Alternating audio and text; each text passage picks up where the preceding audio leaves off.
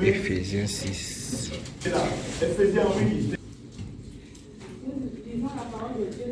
Éphésiens 6, verset 4. Et vous, pères, n'irritez pas vos enfants. Et vous, pères, n'irritez pas vos enfants. Mais élevez-les en les corrigeant et en les instruisant selon le Seigneur. Alléluia.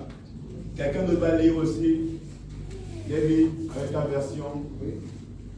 Et vous, pères, n'allez pas hériter vos enfants. Et vous, pères, n'allez pas hériter vos enfants par vos attitudes. Élevez-les en leur donnant une éducation et une discipline inspirée par le Seigneur. Ah, ça, une discipline inspirée par la mort. Une discipline inspirée par les insultes. Non, la Bible déclare une discipline inspirée par le Seigneur. Par le Seigneur. Alléluia. Colossiens chapitre 3, le verset 21. Le thème de ce matin, Père, n'irritez pas vos enfants. Parents, n'irritez pas vos enfants. Parents, ne poussez pas vos enfants à la révolte. Parents, oui, c'est là. Colossiens 3, verset 21. Verset 21. Tout ce que vous faites, faites-le de bon cœur. Non, Colossiens 3, 21, c'est ça? Colossiens 3. Père, n'irritez pas vos enfants de peur qu'ils ne se découragent. Père, n'irritez pas vos enfants. Pourquoi? Parce que si vous irritez vos enfants, ils vont faire quoi? Ils vont se décourager. C'est quand Dieu a créé les enfants, tout enfant a des dispositions de devenir meilleur de sa vie. Père, n'exaspérez pas vos enfants. De peur qu'il ne se décourage. Oui, David, avec ta version. Père, n'irritez pas vos enfants, afin qu'ils ne se découragent pas. Père, n'irritez pas vos enfants, afin qu'ils ne se découragent pas. Parents, n'agacez pas vos enfants. Lévitique 19, 29. Lévitique chapitre 19, le verset 29. Lévitique. Tu ne profaneras point ta fille. Je n'entends pas. Tu ne profaneras point ta fille. Tu ne profaneras pas ta fille. En la livrant à la prostitution. En la livrant à la prostitution. De peur que le pays Mais non, reste là-bas, c'est bon. C'est le livre là-bas, c'est loin. Oui, David, lis aussi. Ne déshonorez pas vos filles. Hein? Ne déshonorez pas vos filles. Ne déshonorez pas vos filles. En leur poussant à la prostitution. En leur poussant à la prostitution, comment? Sacrée. Sacrée. Afin que les habitants. Non, ça va. Vous voyez? Il y a des parents qui poussent leurs enfants à la prostitution. Les parents. C'est-à-dire que c'est l'enfant qui n'est pas encore marié qui doit amener à manger à la maison.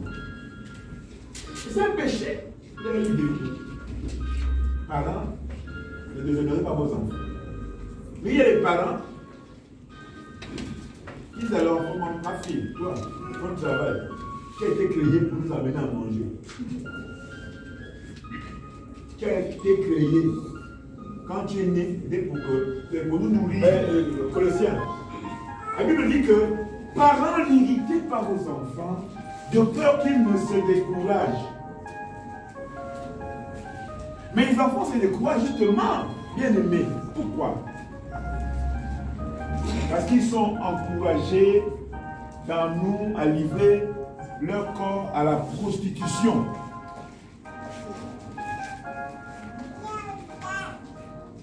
Et cela vous étonne que vos enfants soient malades, que vos enfants n'apprennent pas bien à l'école? Non.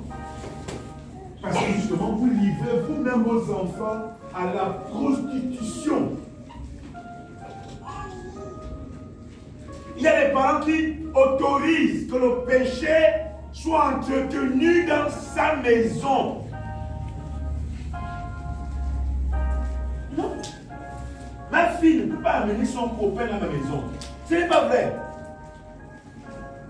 Accepter que ta fille amène son copain dans ta maison, ça veut dire que là tu es en train de faire quoi? D'agacer l'enfant. Vous comprenez? La parole de Dieu. On est un modèle. Oh, le parent doit être un modèle. Modèle. Et quand l'enfant te voit, ton enfant veut comme toi. Non, papa là, non, il faut que tu sois. Sinon, dépasse papa. En termes de vigueur. Alléluia. Alléluia. Parents, n'irritez pas vos enfants avec le péché que vous entretenez dans votre maison. Vous amenez pour les copains. Et votre enfant voit comment le copain est venu hier, l'autre est venu demain. C'est-à-dire que vous changez, l'enfant voit. Il voit tous les jours. Quand le copain, ce n'est plus Kumba, c'est maintenant bon, ce n'est plus bon, c'est maintenant Mwengi, ce n'est plus Mwengi, c'est maintenant Obali. L'enfant voit tous les jours. Mais vous êtes en train de pousser l'enfant à la révolte. Vous comprenez? Vous êtes en train de fabriquer un bandit, un schoolmondios, un prostitué. Vous voulez parler de prostituée? Il fera pire que vous. Il vous regarde. Vous fumez devant l'enfant. Vous buvez la bière devant l'enfant. Il va faire autant que vous, en plus même. Vous agacez l'enfant. Et vous êtes étonné de voir que dans votre maison, c'est le trou, c'est zéro, la fin d'année scolaire, rien ne marche. C'est pas la magie. Notre Dieu n'est pas un féticheur. Hein? Notre Dieu, tout est établi dans la parole de Dieu. C'est-à-dire que ces principes-là, si vous les respectez, vous vivrez longtemps. Vous comprenez? Si vous respectez ce qu'il dit ici, vous vivrez longtemps. C'est-à-dire que même quand la maladie vous fait venir cogner à votre porte, la maladie même aura peur. Il dit, oh non, là-bas, non, je ne peux pas. Là-bas, il y a pas d'ouverture. Parce que la maladie cherche. Elle lui déclare que le diable, on fait quoi? Il fait quoi? Il rôde. Il fait quoi? Il rôde autour de nous. Il fait quoi? Comme un lion régissant. Il fait quoi? Il rôde. Comme un lion rugissant, cherchant qui dévorer. Dévorer. Il cherche comment dévorer. Et quand il dévore, il avait la maladie. Oh, la semaine, j'étais vraiment éprouvé. J'avais telle maladie là. Quelle maladie? Le diable a rôdé. Il est lancé. Boum! Parce que là, les tournées que tu as fait là, tu attends demain lundi. Tu as prié non? Tu as chanté non? Il t'attend en semaine. Il sait votre rendez-vous. C'est un rendez-vous pour deux. Fais bien. Il dit, pas de problème, attends.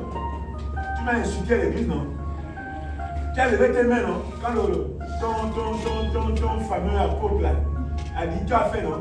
Il a dit, non, la parole, tu as chanté, non? Il t'attend demain, à quelle heure?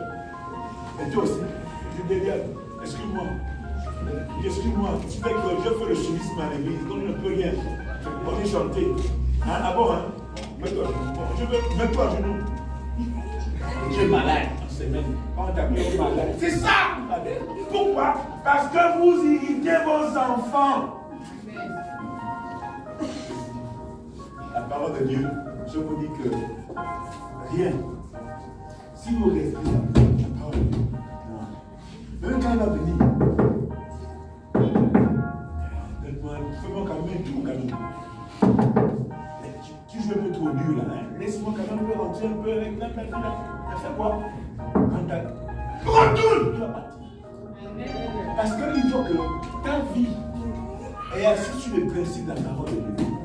Pas sur le mensonge, hein? Pas sur le suivisme. Ici, nous ne vous invitons pas au suivisme, non. Ça, je vous dis, si vous faites suivre pour moi, c'est Dieu c'est le faire. Sinon, nous vous invitons vivre la réussite de la parole de Dieu. Si vous avez compris ça, je vous dis, vous pouvez mettre un an sans venir à l'église, ça me fait pourvu que vous compreniez que la vie chrétienne, c'est là. Ah oui, vous ne faites pas l'église pour l'apôtre. Non. Ce dont l'apôtre veut, quand il prie, c'est pour que vous compreniez que vous devez être en lui la parole. Père, n'irritez pas vos enfants de peur qu'ils ne se découragent. Père, n'irritez pas vos enfants de peur qu'ils ne se découragent. Vous voyez ça? De peur qu'ils ne se découragent. Parents, ne poussez pas vos enfants à la révolte. C'est le principe de l'église. Ce n'est pas l'enfant qui va te nourrir.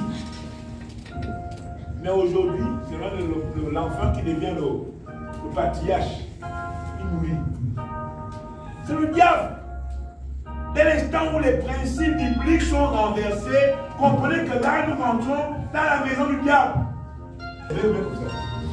La Bible déclare qu'en toute occasion favorable, nous prêchons le nom. Levez les mains, ceux qui habitent, les parents ici, levez les mains.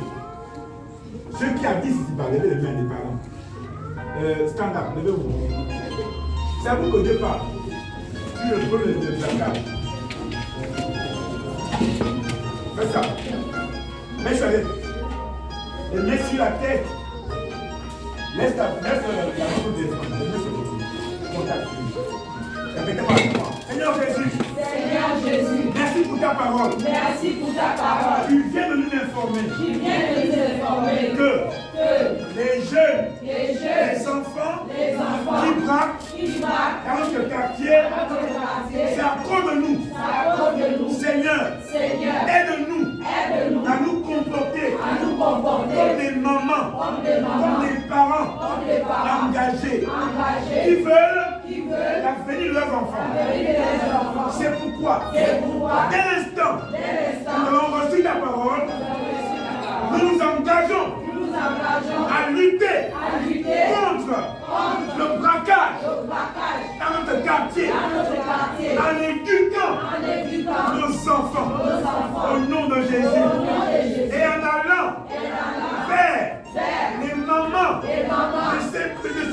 jeunes-là. Au nom de Jésus.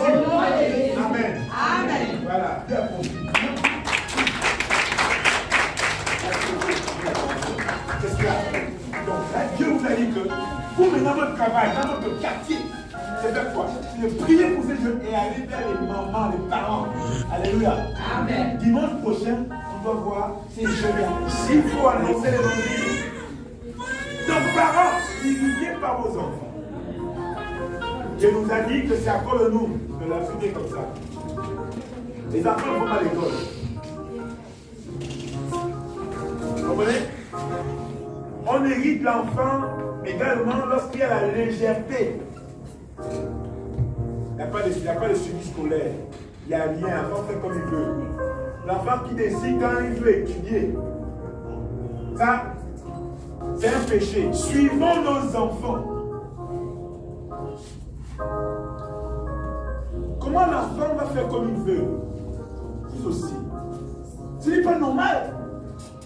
Tant qu'il est dans ta maison, il est sous ton onction,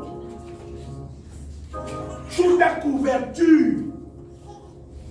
C'est toi qui décides ce qu'on fait. Ce n'est pas lui.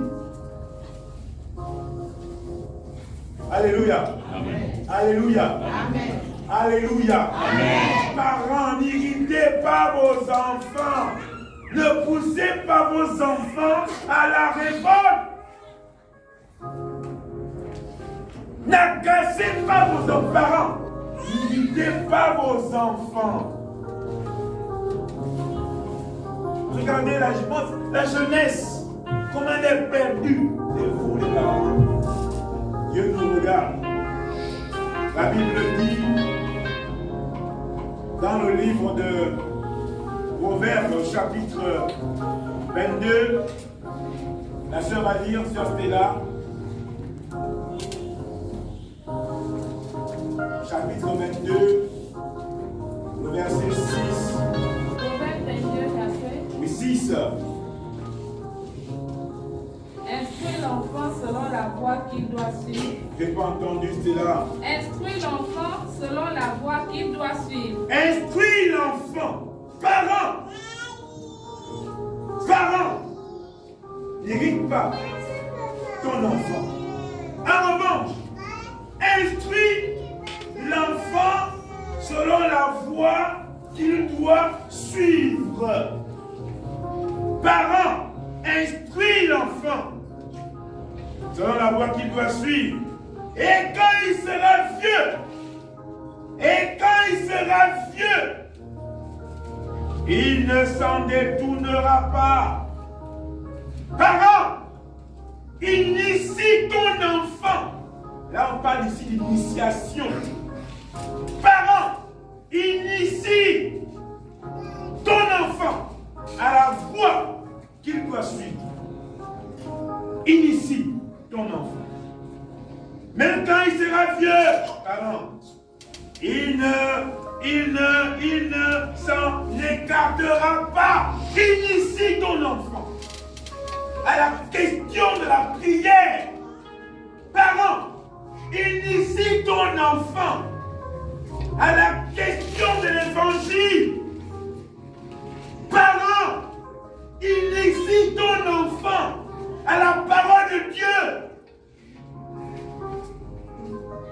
Quand il sera vieux, je vous dis, ça ne pourra pas.